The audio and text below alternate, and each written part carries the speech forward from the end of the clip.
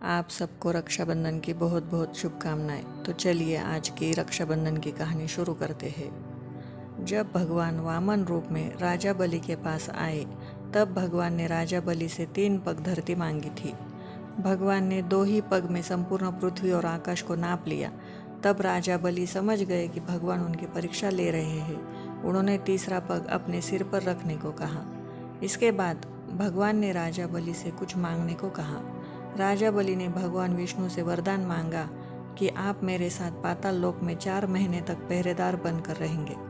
तब से भगवान विष्णु लक्ष्मी माता जी को स्वर्ग में छोड़कर वर्ष में 4 महीने राजा बलि के पहरा देने लगे।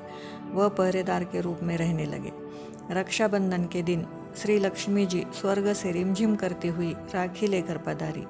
लक्ष्मी जी ने राजा बलि को अपना भाई बनाकर राखी बांधी। साथ ही भतीजे और भाभी को भी राखी बांधी।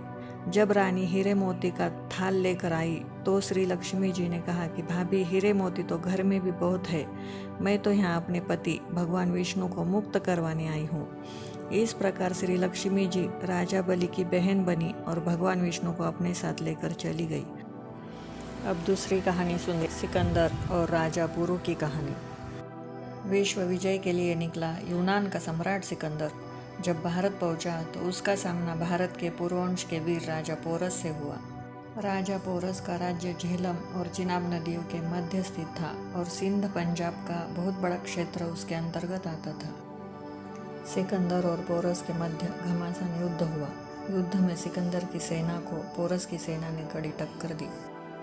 सिकंदर की पत्नी को भारतीय त्यौहार रक्षाबंधन की जानकारी थी। उसने अपने पति पर संकट के बादल मंडराते देख लिया था। उसने पोरस को राखी भेजी। राजा पोरस सिकंदर की पत्नी के द्वारा भेजी राखी देखकर आश्चर्यचकित था, लेकिन उसने राखी के धागों का मान रखा। युद्ध में एक ऐसा समय भी आया जब सिकंदर का घोड़ा पोरस के भाई के द्वारा मारा जा चुका था और सिकंदर निहत्था पोरस के सामने खड़ा था। पोरस के पास सिकंदर को समाप्त करने का यह एक श्रेष्ठ अवसर था, किंतु उसने राखी का मान रखते हुए निहत्थे सिकंदर पर वार नहीं किया और उसे छोड़ दिया। तो चलिए अब आगे की कहानी सुनते हैं, रानी कर्णवती और हुमायूं की कहानी। राखी की एक कहानी चित्तौड़ के राजपूत राजा सांगा की विधवा रानी कर्णवती और मुगल शासक हुमायूं से जुड़ी हुई है।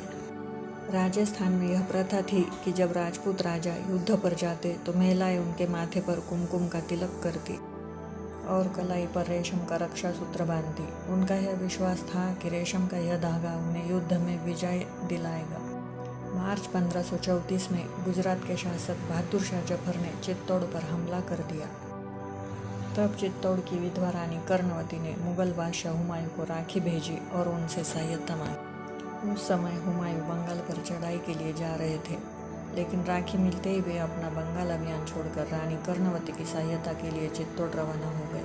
वह जमाना हाथी घोड़ों का था। हुमायूं जब तक चित्तौड़ पहुंचे तब तक देर हो चुकी थी और रानी कर्णवती ने जौहर कर लिया था। राखी का फर्ज निभाने हुमायूं ने बहादुर शाह जफर से युद्ध किया और उन्हें हराकर चित्तौड़ के शासन की बागडोर अपनी मुंह बोली बहन रानी कर्णवती के पुत्र विक्रमादित्य को सौंप दिया। तो आइए अब आगे की कहानी सुनते हैं। आगे की कहानी है भगवान श्री कृष्ण और द्रौपदी की। यह पौराणिक कथा महाभारत काल से जुड़ी हुई है।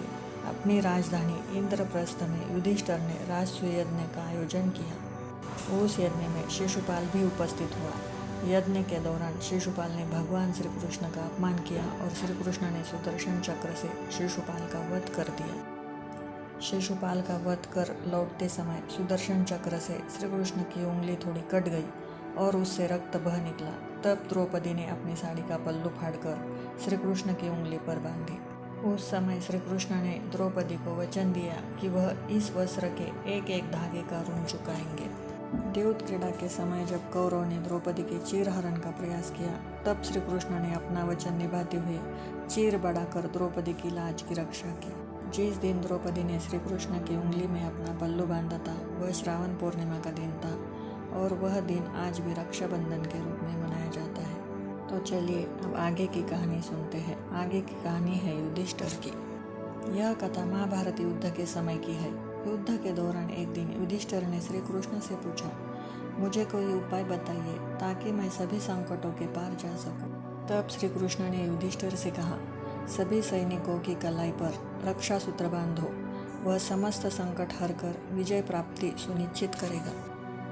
युधिष्ठिर ने वैसा ही किया और महाभारत युद्ध में विजय प्राप्त की। इस विजय में रक्षा सूत्र का भी योगदान था। जिस दिन युधिष्ठिर ने सभी सैनिकों को रक्षा सूत्र बांधा था वह श्रावण मास की पूर्णिमा का दिन था।